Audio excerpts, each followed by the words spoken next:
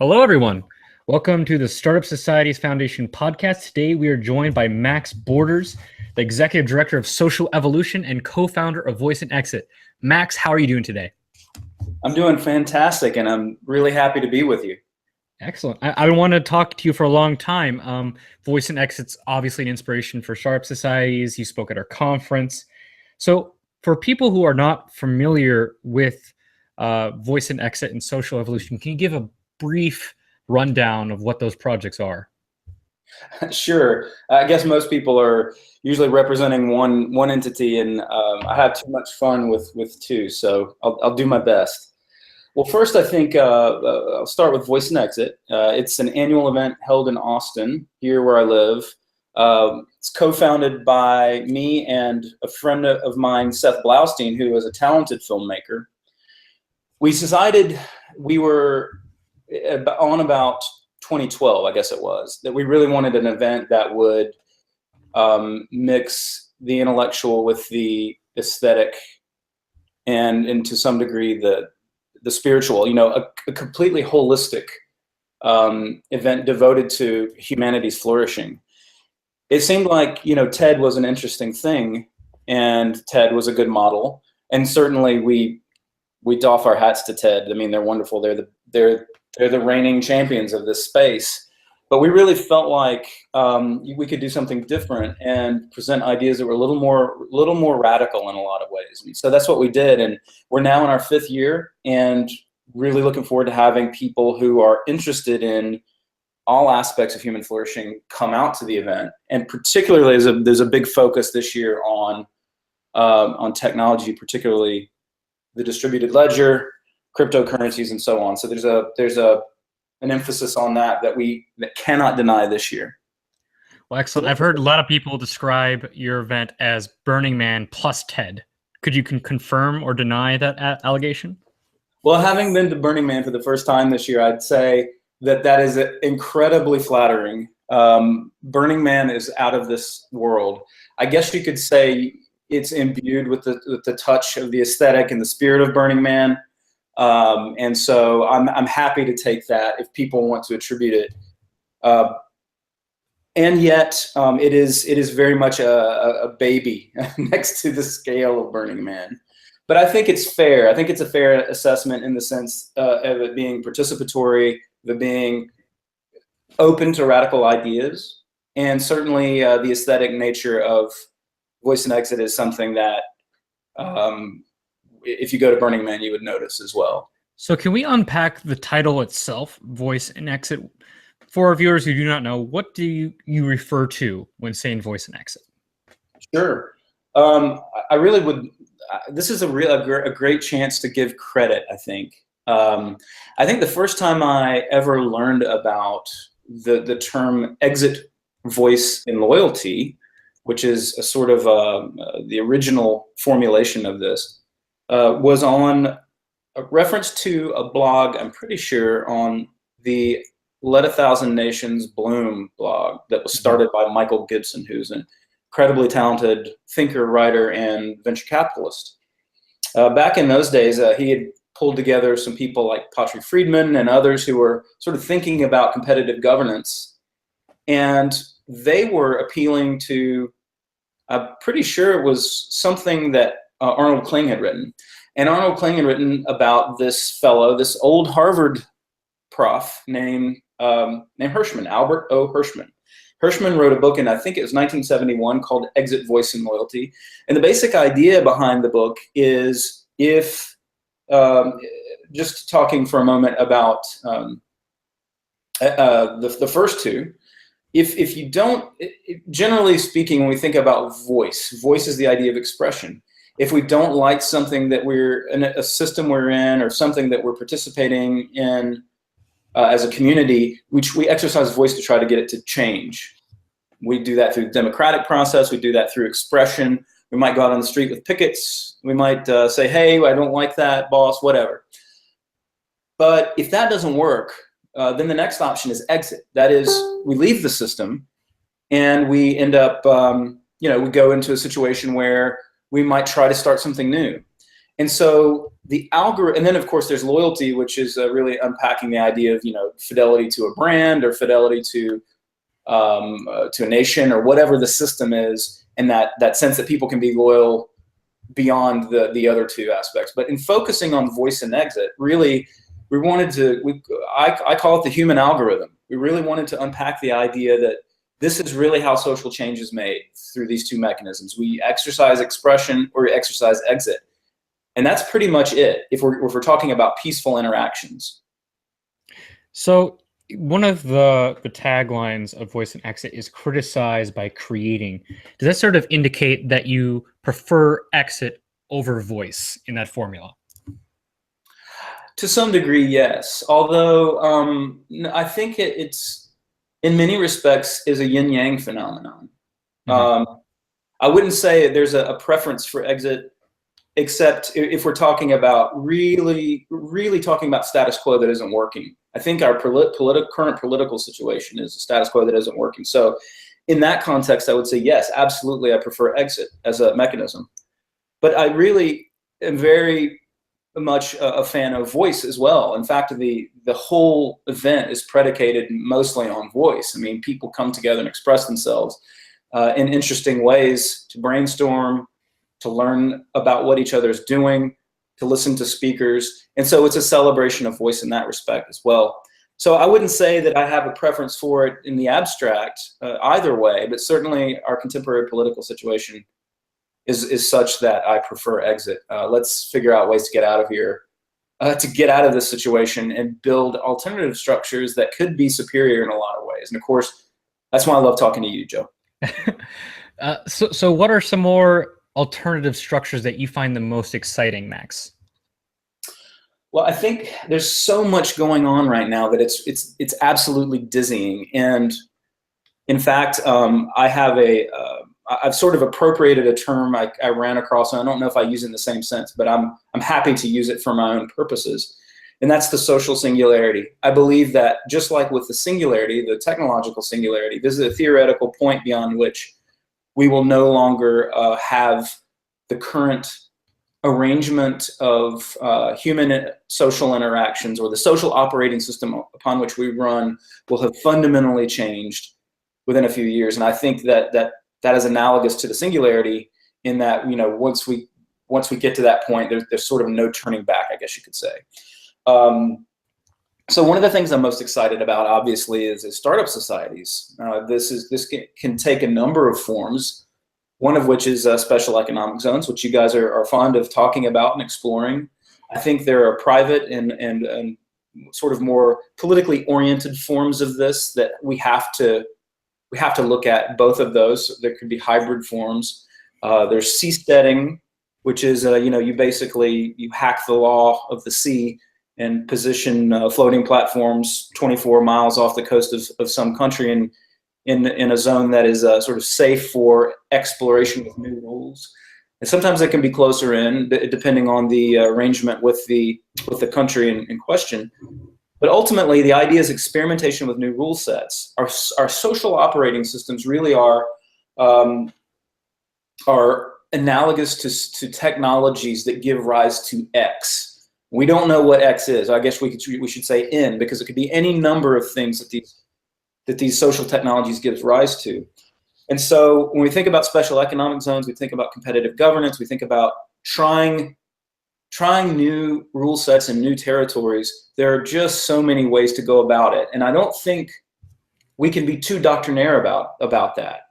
Some of the criticisms of startup societies and competitive governance is that it's meant to be sort of like some sort of libertarian escape hatch where rich people like Peter Thiel build their utopias or something like that. But it's really not. In fact,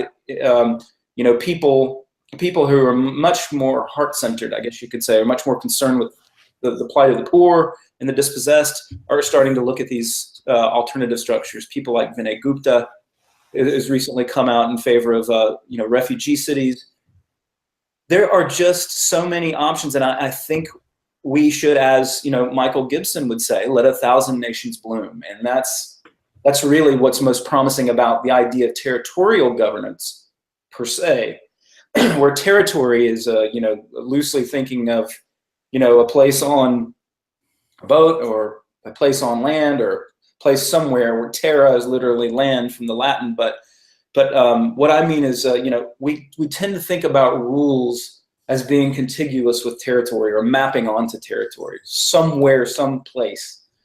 But we don't need to think that way anymore either. And that's really the second interesting part of this. But I'll shut up for a moment in case you wanted to interject there. No. Please go on. I want to hear about non-contiguous governance. I assume that you're talking about applications of blockchain technology, or just take it away from here.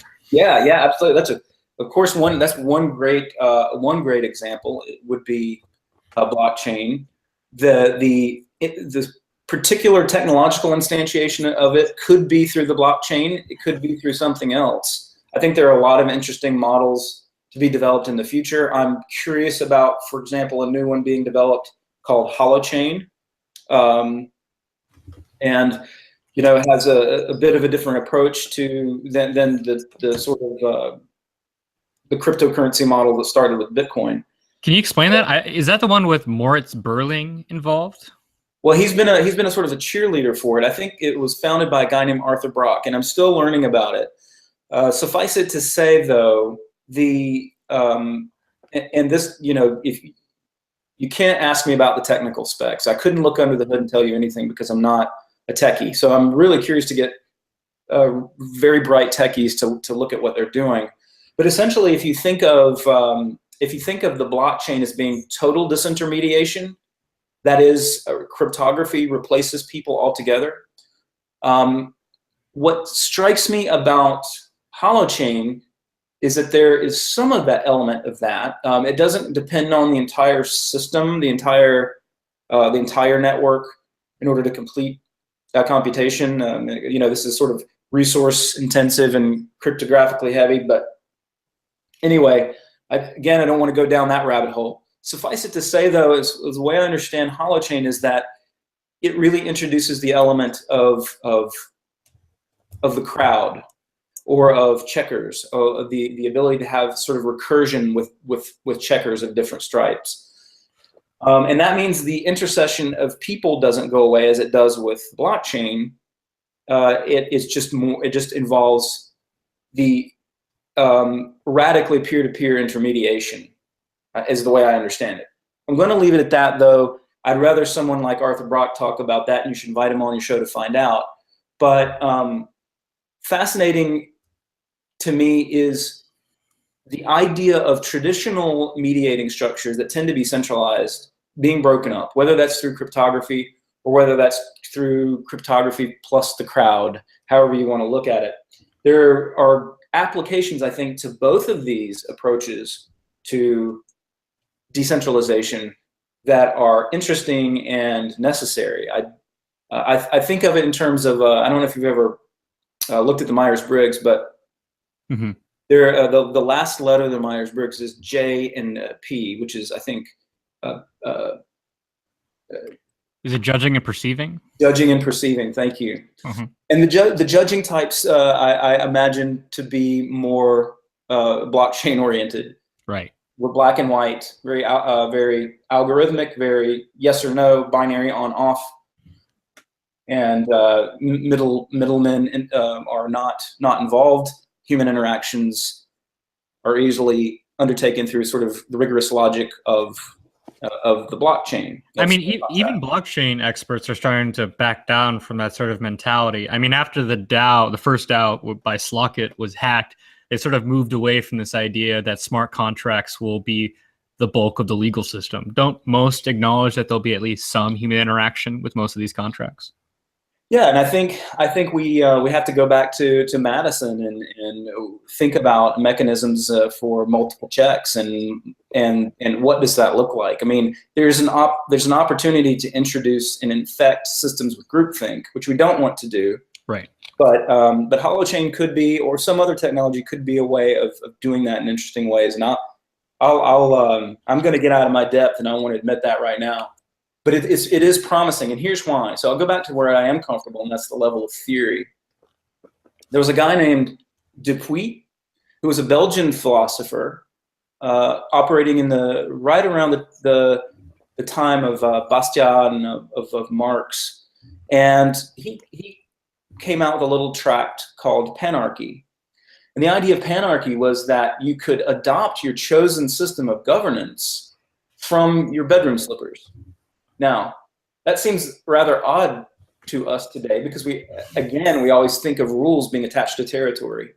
But if you think about the adoption of rule sets, if you think about public goods as such being considered instead club goods, you could have alternative governance structures being shopped to you every day, different governance structures. So we don't have to be faithful to a specific form of governance. We might not, think that a purely price-oriented system of healthcare, for example, patient-centric system is the best way. We might think, okay, I like the Swedish system better, or I like the Swiss system, or I like the Singaporean one. Anything that begins with S, you can choose. But the idea then is that we can select from a menu some governance structure that makes sense to us, because there's no reason whatsoever, except an accident of history and conquest, that a rule set be applied to a certain patch of territory. And if that's the case, and we're living in an age where we can introduce and adopt governance structures through these market mechanisms and have them be more or less, we can count on them more because of the blockchain or some other mechanism.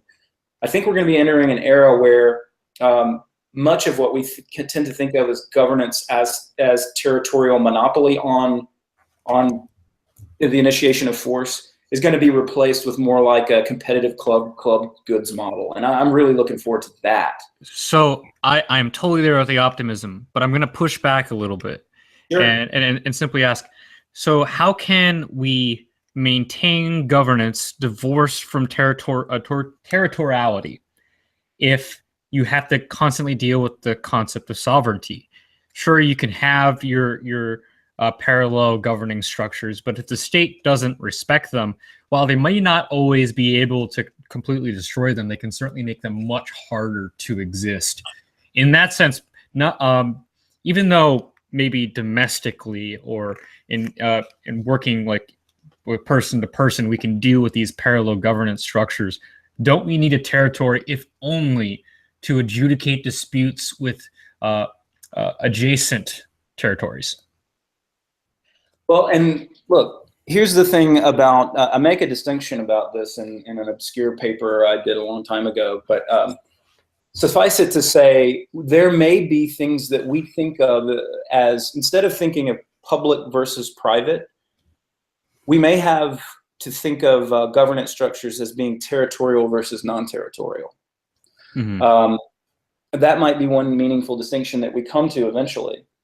We might also think of we might also, in our dealings with these sort of the private provision of governance, or through some other mechanisms where I choose one system, you choose another, we are encouraged, or even have to, by virtue of being members in these organizations, agree to certain kind of arbitration mechanisms.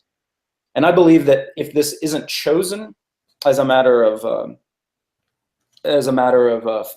for us by fiat through some power, it will evolve naturally. There has to be a stopping point, otherwise it becomes too costly to enter into these situations. You could just get sort of eternal recurrence.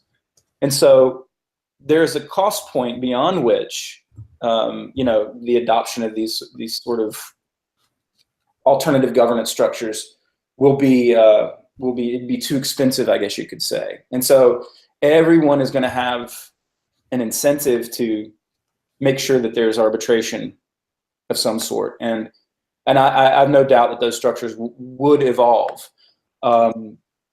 They already have in some sense. There's a lot going on the sea that suggests this to me, and there's insurance and other mechanisms that will complement those third-party mediating structures, even if they are, or third-party mediating agencies, even if they're necessary.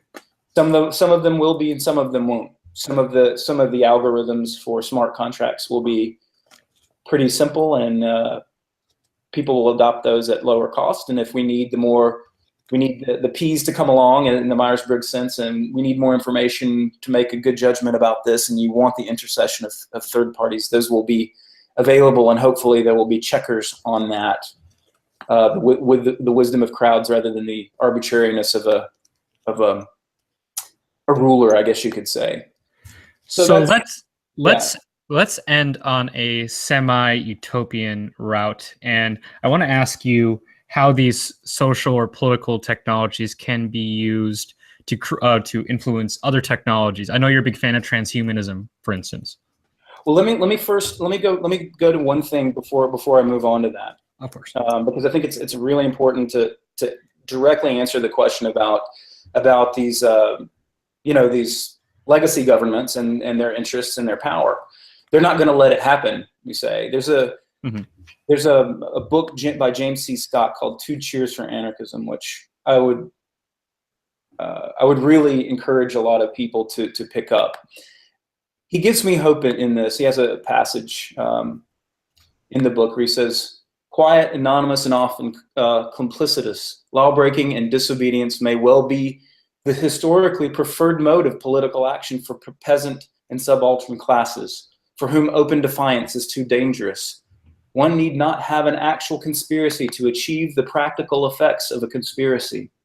More regimes have been brought piecemeal to their knees by what was once called Irish democracy, the silent, dogged resistance, withdrawal, and truculence of millions of ordinary people, than by revolutionary vanguards or rioting mobs."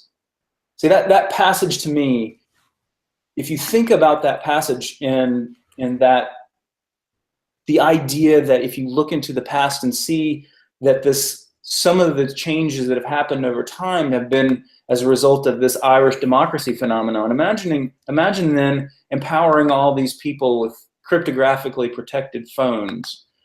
I think we're going to see that first in the developing world. And once the developing world leapfrogs us and begins to adopt, for example, more cryptocurrencies, because the benefits to doing so far outweigh the risks to them in their current situations. Whereas for us, our currency is relatively stable. We may bitch about it, but compared to living in Argentina or Venezuela or in sub-Saharan Africa, the adoption of these technologies is definitely worth the risk, and definitely superior to what they're coming from, by a wide margin. So that's the form of Irish democracy that I think is going to sort of gobble up these old structures. It's going to be like the universal acid, as D.C. Dennett put it about evolution. It's just going to begin, it eats through everything because it is superior. And when you have millions and millions of people using superior technologies, it's really, really hard to roll it back. And we can see that in something as simple as Uber. How do social technologies influence other technologies? I know you're a fan of transhumanism. Gotcha. I think what we're going to see, I've been arguing this for, 20 years, and it's amazing to me that people like Elon Musk are coming out as if it were some big hairy deal or some novel insight. But the transhumanist movement has been very much of the mind for a long time, that we're going to begin to see the marriage of mind and machine. And that is to say that we are going to augment our minds and brains with computing technology, so that the idea that a robot or artificial intelligence and human intelligence are discrete categories is going to begin to blur in time. And the more it blurs, the more we merge our minds with either other minds or other computing devices or both, the less of a distinction we're going to have between us and them, real intelligence and AI. So in advance of that, as we begin to come closer together through peer technologies, we're going to see the benefits of collective intelligence, the likes of which we have never seen before. This is really the social singularity aspect of it, because it's going to improve our collective intelligence. However, that is going also to be happening in parallel with this blending or merging of our mind brain with artificial intelligence. And once all of those phenomena start to merge, i.e. pure technologies, artificial intelligence, and the like, we're going to, these what currently seem like fixed categories aren't going to be fixed categories at all. And that makes me heartened. I don't think it's going to happen overnight. I do think it will eventually happen, and I do think humanity will be much better for it. All right, excellent. Thank you, Max. Thanks for having me.